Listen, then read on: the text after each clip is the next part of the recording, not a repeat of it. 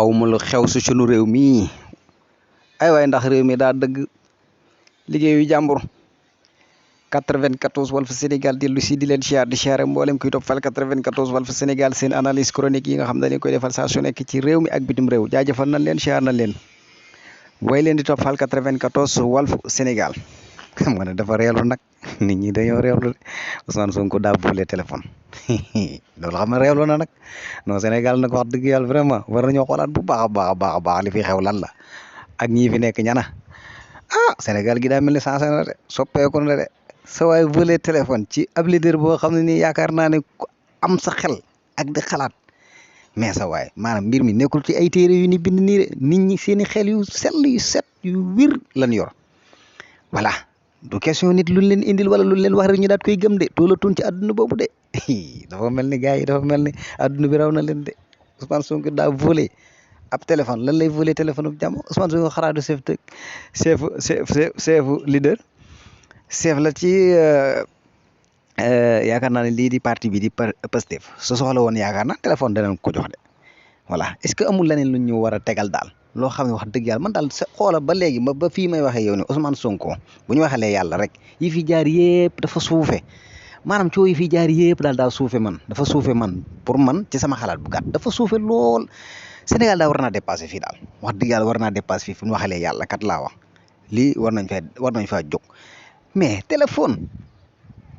non sama waay nañ xool la ne nañ wax la ne nag sa waay nañu xam ne 2024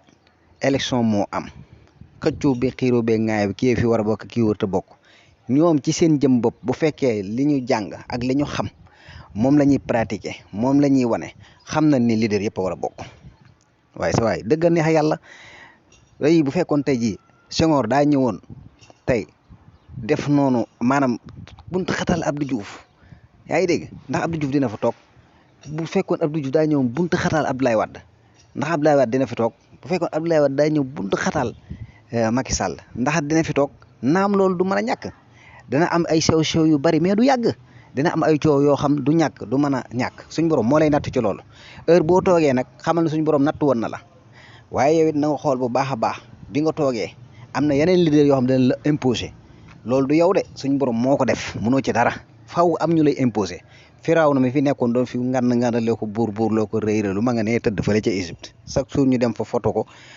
envoyé photo yi ci àdduna partout dans le monde Firawna doon wax moo yor doole kàttan jeeg yëpp lu ne moo doon ko wax ma nga ne tëdd fee ca gi chaque jour ngeen gis ay photo ma ki vidéo yàlla nag foofu lay jaarale gaayam yëpp loolu nañ ci bàyyi xel bu baax ku fi nekk jàpp ni maanaam kenn wër laa imposé yaa ngi nax sa bopp de nit ñëpp bokku ne yam de suñu borom dafa bind jàmm yi wutale leen force